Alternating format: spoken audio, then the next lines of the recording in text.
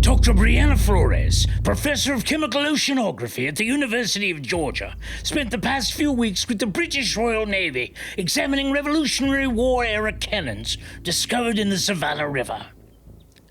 Hearing her own name on local news channels and reading about her involvement in the find invigorated Dr. Flores, who inadvertently stumbled into and quickly became enthralled by the online forums and message boards, which was where she first read about Dr. Reginald Abstine and his discovery of the lost civilization called the Itabayiti. Dr. Flores! Doctor. Naturally, when she received an email requesting an expert analysis on the Itabayiti artifact, Dr. Flores leapt at the opportunity.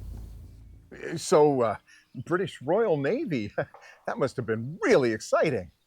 Spies like us? Yes, of course.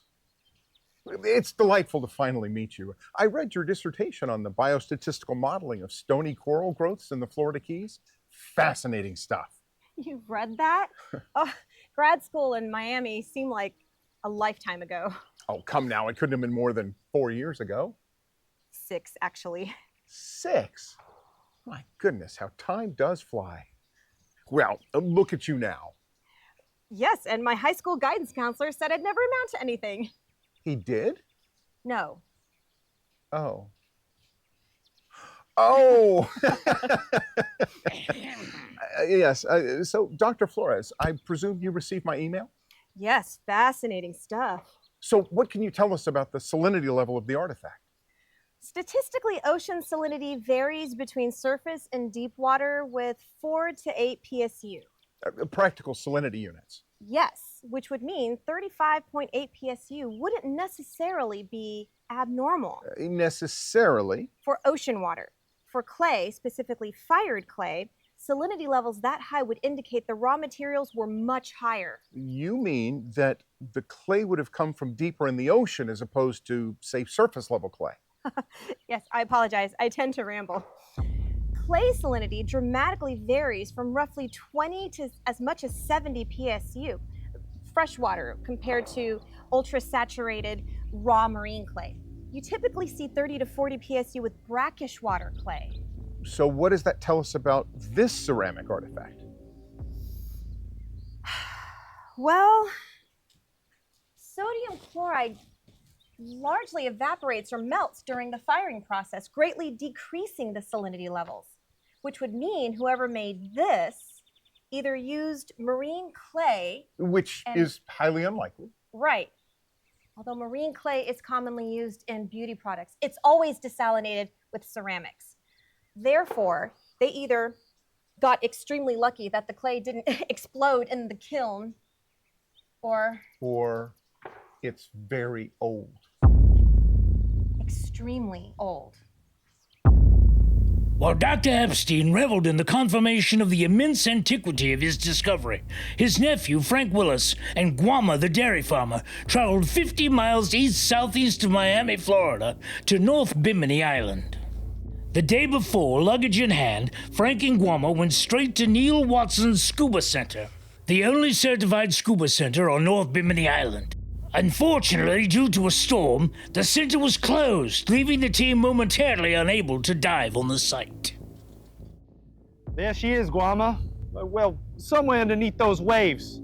The Bimini Road. Huh. I don't see it. My ancestors believed Itabayiti created all things. She was the spirit of nature and fertility. It just can't be a coincidence that old Gertie called them the Itabayiti. It could be. Look, one of the tablet fragments also talks about them coming into contact with a civilization where the people are made of gold. Can you believe that? Gold people? I could. The world be filled with wonders, too wonderful for words. History does not always do the world justice. Sometimes bedtime stories can teach more than a book ever could. Agreed. But what about the Gusiti? I mean, did that name crop up in any of your bedtime stories? The Itabayiti called them the Golden People.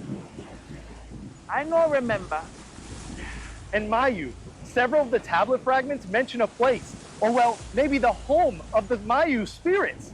I mean, Uncle Reggie and I think it could have something to do with the Mayans. I don't recall, but it could be. Yeah, seems to be a lot of could-be's lately. You know, it's crazy how Miami's only about 50 miles that way. I have been thinking, me. It comes from the people who build villages and mounds around a big lake in Florida. They called it Miami. It means big water. Really? I don't remember a big lake in Florida called Miami. What's it called now? Okeechobee.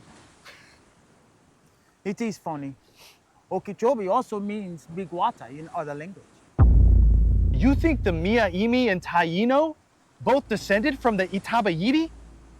It could be. I remember reading that they went extinct long before 10 words of Miami could be recorded. Maybe they just moved south to the Yucatan, where they built the Mayapan. No, it may be. Maybe some of them. The white man, he butchered and enslaved most of them, like they did the other natives, and my ancestors. Well,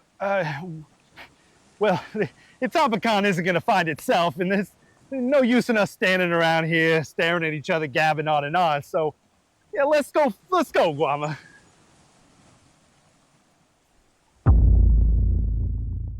With each new breadcrumb enticing the team forward, simple answers to who were the Itabayiti and where was Itabacan appear frustratingly elusive.